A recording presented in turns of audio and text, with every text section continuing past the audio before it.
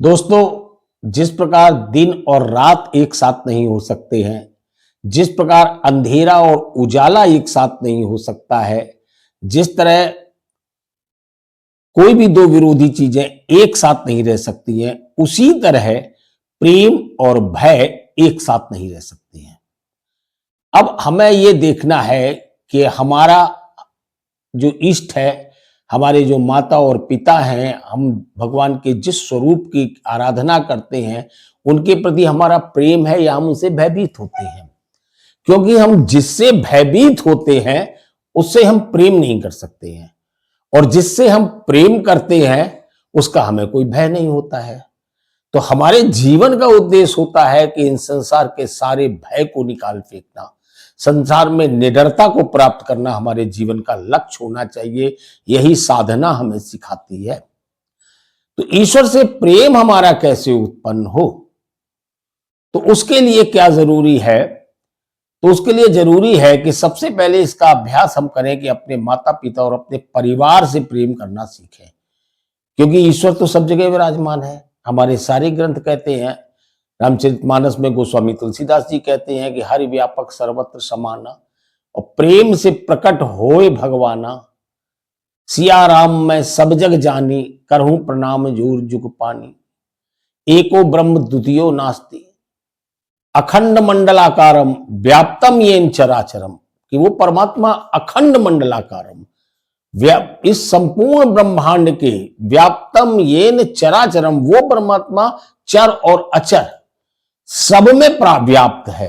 तो जब सब में परमात्मा व्याप्त है, तो सबसे पहले हम अपने परमात्मा का दर्शन करें सर्वप्रथम मां में, द्वितीय स्टेज पर पिता में, और सब में देखने के लिए, परमात्मा देखने के लिए तो हमें बड़ी साधना की आवश्यकता है। लेकिन माता और पिता तो हमारे प्रथम गुरु होते हैं, और गुरु को भी परमात्मा का स्वरूप हम मानते हैं।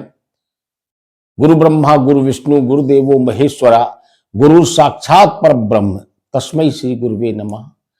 अखंड मंडलाकारम व्याप्तम येन चराचरम, तत्पदम दर्शितम येन तस्मै श्री गुरुवे नमः। मन्नाथा श्री जगन्नाथो मदगुरु श्री जगत गुरु, मदात्मा सर्वभूतात्मा तस्मै श्री गुरुवे नमः। यानी कितने श्लोक गुरु की महिमा के बारे में लिखे गए हैं। कबीरदास जी ने तो क्या क्या लिख दिया, गुरु को ही सब कुछ माना उन्होंने, और उसी स्वरूप को पूजा। तो माता और पिता तो हमारे प्रथम गुरु होते हैं, तो उनमें परमात्मा के दर्शन करना। फिर आगे आप जिस भी रूप स्वरूप को परमात्मा के अपना इष्ट मानते हो, तो सर्वप्रथम काम करिए, परमात्मा में प्रेम उत्पन्न करने के लिए पहली शर्त है कि परमात्मा के किसी एक रूप का चयन कीजिए। जैसा कि मैंने आपको बताया कि सारे ब्रह्मांड में सब में परमात्मा समाया हुआ है, संपूर्ण ब्रह्मांडों में। वैज्ञानिक बताते हैं कि जो हमारा ब्रह्मांड है, ये जो हमारी गैलेक्सी है, द मिल्की वे, इसमें 100 अरब यानी 1 खरब तारे हैं, और ऐसे 1 खरब आकाशगंगाएं हैं। अब आप देखिए कि कितनी पृथ्वियां हैं, कितने लोग ग्रह हैं। यानी अगर आप गुणा करना चाहें तो 1 खरब में 11 शून्य लगते हैं, और 1 के आगे 11 शून्य रखकर जब आप गुणा करेंगे, 1 के आगे 11 शून्य करके 1 खरब का 1 खरब में गुणा करेंगे, तो सोचिए 1 के आगे 121 जीरो लगानी पड़ेगी। इस संख्या को आप पढ़ भी नहीं सकते, इतने ग्रह हैं, इतनी पृथ्वियां हैं।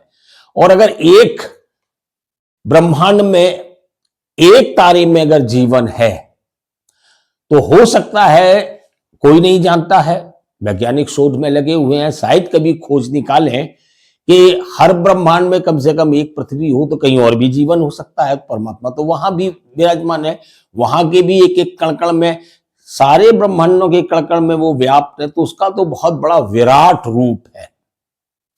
उस विराट रूप की हम और आप कल्पना भी नहीं कर सकते हैं। इसीलिए हमारे ऋषियों ने हमें साकार की उपासना करनी सिखाई। सूरदास जी कहते हैं कि सब विधि अगम विचार ही ताते, सूर सगुण पद गाए।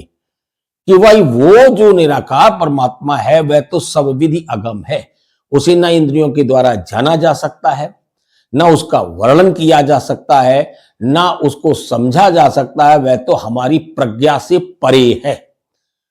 तो जब सब प्रकार से वो अगम है, तो हम साकार स्वरूप का वर्णन करते हैं, और साकार से निराकार की यात्रा का नाम हमारी साधना है। तो अब आप देखिए कि आप परमात्मा के किस रूप से सबसे ज्यादा प्रेम कर सकते हैं। आप हमारे पीछे देख रहे एक चित्र लगा हुआ है। ये चित्र क्या है? ये कुरुक्षेत्र के मैदान में भगवान ने अर्जुन को अपने विराट स्वरूप के दर्शन कराए थे। देखिए, मैं आपको दिखाता हूं कि ये भगवान कृष्ण ने अपना विराट स्वरूप दिखाया। अब आप देखिए, इधर राम है, हनुमान है, अग्निदेव है, यम है, गुरु है, शंकर है, इंद्र है, गणेश है, नरसिंह है, ब्रह्मा है। यानी चाहे कोई भी रूप हो, वो सारे रूप है तो उसी परमात्मा के। तो आप किसी भी एक रूप को चयन कर, अब पहला काम करें कि किसी एक स्वरूप का चयन करें, क्योंकि प्रेम सिर्फ एक से हो सकता है, प्रेम बहुतों से नहीं होता है। जब प्रेम हमारा बहुत लोगों से होता है, इसको हमारी लोक भाषा में अच्छा नहीं समझते। मैं शब्द का इस्तेमाल नहीं करूंगा जो शब्द लोग उसके लिए इस्तेमाल करते हैं। किसी स्त्री का बहुत सारे पुरुषों से प्रेम हो, या एक पुरुष का बहुत सारी स्त्रियों से प्रेम हो, तो उसको क्या नाम दिया जाता है? तो वो ना करके हम एक से प्रेम करें, और प्रेम एक से ही होता है। एक स्वरूप स्वामी मान लें, बहुत सारी भक्ति के स्वरूप हैं, मित्र मान लें, सखा मान लें, चाहे जिस स्वरूप पे से ईश्वर को स्वीकार कर लें, और उस एक स्वरूप से प्रेम भक्ति करना शुरू करें। जैसे जैसे आपका प्रेम बढ़ता जाएगा, वैसे वैसे भय आपके जीवन से निकलता जाएगा। ज्ञान भी भय को दूर करने का एक साधन है। जैसा कि हमारे फिलॉसफी के ग्रंथों में, एमए में जब मैं फिलॉसफी से पढ़ रहा था, तो बहुत जगह पर इस दृष्टांत का उपयोग होता है कि अंधेरे में एक रस्सी पड़ी हुई है, तो सर्प का भान होता है, और उसके पास जाने का कोई साहस नहीं कर पाता है। तभी कोई व्यक्ति आता है और वहां प्रकाश कर देता है, और प्रकाश में जब सब देखते हैं ये रस्सी है, तो सारा भय उसी क्षण समाप्त हो जाता है। तो अज्ञानता भय का कारण है। जैसे ही ज्ञान होता है, वैसे ही भय समाप्त हो जाता है। तो ज्ञान और भक्ति का मिश्रण जब हम करके आगे बढ़ते हैं, तो हमारी साधना फलीभूत होती है।